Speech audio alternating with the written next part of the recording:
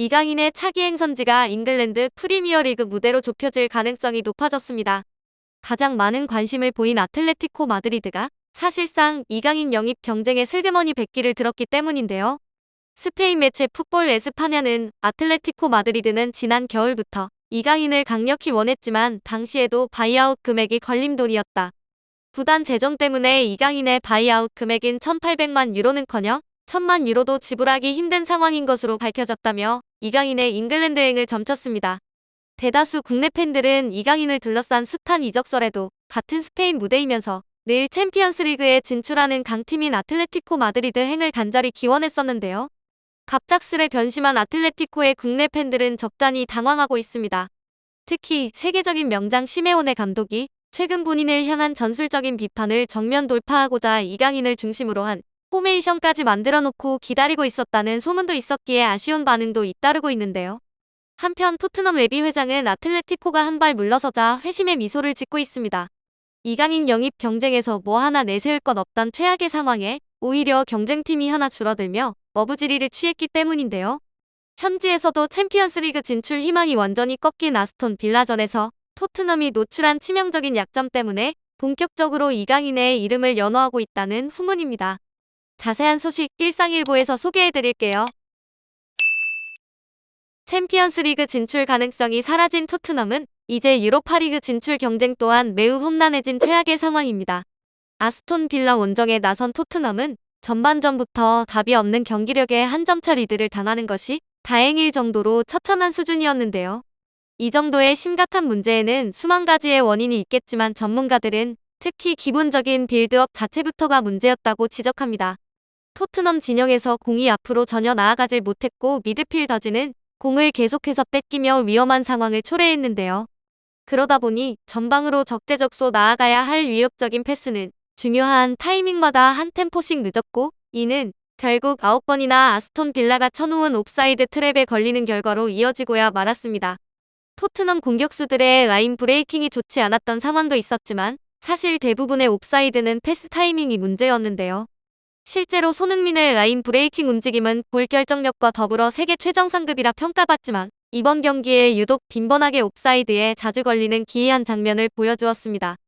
보통 역습 찬스에서 옵사이드에 걸리더라도 항상 패스를 시도해준 동료들에게 따봉을 날려주며 격려를 잊지 않았던 손흥민도 이날은 계속해서 옵사이드에 걸리자 얼굴을 감싸주며 괴로워하는 모습을 보이기도 했는데요.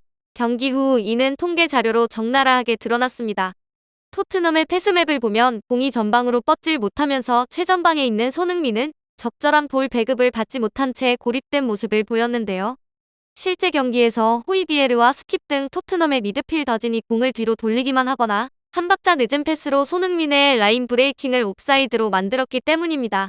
최근 부활한 손흥민도 상승세를 뒷받침해줄 동료들이 없다면 지금처럼 2경기 연속골 침묵에 시달리며 팀의 패배를 지켜볼 수밖에 없는 상황에 처할 수밖에 없습니다. 만약 경기 템포를 떨어뜨리지 않으면서 넓은 시야로 전방에 킬패스를 보내줄 수 있는 창의적인 미드필더가 있었다면 결과는 달랐을 텐데요. 이처럼 손흥민과 토트넘의 침묵이 계속 이어지자 현지 팬들과 매체 사이에서 이강인을 언급하는 횟수가 날로 늘어나고 있습니다. 특히 토트넘의 챔피언스리그 행이 좌절된 날 카디스와 라리가 34라운드 홈경기를 치른 이강인의 플레이는 현 시점 토트넘에게 딱 필요한 모습 그 자체였는데요. 토트넘 상황과는 반대로 마요르카에는 창의적인 미드필더는 존재하지만 떠먹여줘도 이를 잘 받아먹을 수 없는 공격진에 대한 아쉬움을 엿볼 수 있었다는 점이 달랐습니다. 이강인은 볼이 높게 와도 당황하지 않고 무리키의 라인 브레이킹을 만들어내는 원터치 패스를 연결해주는가 하면 역습 찬스에서 상대팀 수비를 모두 끌어들이면서도 간결한 패스를 연결해 역시 무리키와 골키퍼의 1대1 찬스를 빚어내기도 했는데요. 이 찬스들을 무리키가 모두 허공에 날려버리자 이강인은 그라운드를 내리치며 아쉬운 감정을 숨기지 못했습니다. 슈팅과 마무리 능력이 출중한 손캐디오는 이와 같은 이강인의 떠먹여주는 패스를 받아먹어본 지가 언제인가 싶을 정도로 가물가물한 상태인데요. 오히려 손캐디오는 올 시즌 붕괴된 토트넘의 미드필더와 수비진을 메꾸느라 희생을 강요받고 있습니다. 이미 이 두 선수들의 포지션은 붕괴된 지 오래이며 케인은 미드필더 자리까지 내려와 공수를 조율하고 손흥민의 스프린트 능력은 상대팀의 역습을 막아내는 데 사용되고 있습니다. 최근 아내의 넷째 임신 소식에 무리한 이적 추진을 잠시 중단한 케인은 함께 뛰고 있는 동료들에 대한 답답한 심경을 에둘러 표현하며 우리가 설정한 목표에 도달하기 위해 이에 적합한 선수들이 함께 뛸 수 있다면 충분히 경쟁력 있는 팀으로 변모할 수 있다고 레비 회장을 포함한 구단 수뇌부들에게 새로운 선수 영입에 대한 압박을 하고 있는 중인데요. 이에 현지에서는 득점뿐만 아니라 찬스 메이킹에도 탁월한 모습을 보이고 있는 이강인이 토트넘에 합류한다면 케인의 불만을 진화하고 손 캐디오의 정상화 또한 빠르게 회복될 것이라 예상하고 있으며 레비 회장에게도 훌륭한 비즈니스 수완이 될 것이라 믿어 의심치 않고 있습니다. 이 같은 이유로 아틀레티코 마드리드가 선택지에서 제외된 가운데 레비 회장이 이강인 영입에 적극적으로 뛰어들고 있어 이강인의 토트넘 이적 가능성은 점점 높아지고 있는데요. 다만 국내 팬들 사이에서는 이강인이 진정 토트넘의 부름에 응답하는 게 맞는 것인지는 찬반이 갈리고 있습니다. 영국 매체 텔레그래프는 케인과 손흥민이 없었다면 토트넘은 중위권에 불과했을 것이다. 레비 회장이 구단과 관련해 변명하는 것을 멈추지 않는다면 어떤 감독이 와도 토트넘은 똑같은 문제에 직면하게 될 것이라고 주장하며 강하게 비판했는데요. 실제로 월드 클래스 감독들은 토트넘이 손흥민과 케인 이외에는 과대평가된 스쿼드라며 토트넘을 반기지 않고 있습니다. 최근에는 율리안 나겔스만 감독에게 차기 감독직을 제안했지만 거절당하는 수모를 당하기도 했죠. 이후 레비 회장이 나겔스만에게 구단 차원에서 어떠한 접촉도 없었다며 감독직 제안서를 부인한 변명은 오히려 현지 팬들의 분노에 기름을 붓는 격이 됐습니다. 거절을 당할지언정 아직까지도 콘테 감독의 후임을 적극적으로 구하지조차 않는 레비 회장의 무능에 분노하고 있는 것이죠. 이에 아스톤 빌라전에서 토트넘 원정 팬들이 경기가 시작하자마자 레비 아웃을 외치며 레비 회장에게 강력한 메시지를 전하기도 했습니다. 이쯤 되면 토트넘의 실패는 감독들의 문제가 아니라 운영을 맡은 수뇌부의 문제라는 것이 확실히 드러났는데요.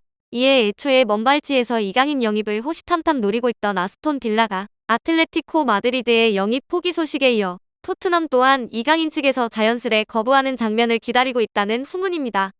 빌라는 풍부한 자금력을 갖춘 이집트 출신 나세프 사위리스 구단주가 우나이 에메리 감독을 전폭 신임하고 있어 올 여름 전폭적인 지원을 약속한 상태인데요. 영국 더선은 빌라는 올여름 매우 활발한 이적 시장을 보내려 준비하고 있다. 그들은 놀랍게도 최대 2억 파운드를 쓸 수 있으며 이미 페란 토레스, 이강인 등 여러 흥미로운 선수들과 연결되고 있다고 보도했는데요.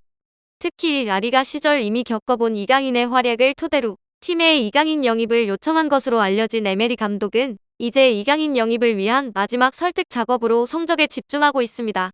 토트넘과 같은 승점을 기록하고 있는 빌라가 이강인 영입 경쟁에서 최종 승리하기 위해서는 다음 시즌 유럽 대항전 진출이 가장 큰 무기가 될 전망이기 때문입니다. 이적 시장은 문이 닫히기 전까지 항상 변수가 끊이지 않기 마련인데요. 이강인 선수가 온갖 소식에 흔들리지 않고 지금처럼 경기장에서 꾸준히 자신의 진면목을 어필했으면 좋겠습니다. 오늘의 일상일보는 여기까지입니다. 구독, 좋아요 부탁드리고요. 시청해주셔서 감사합니다.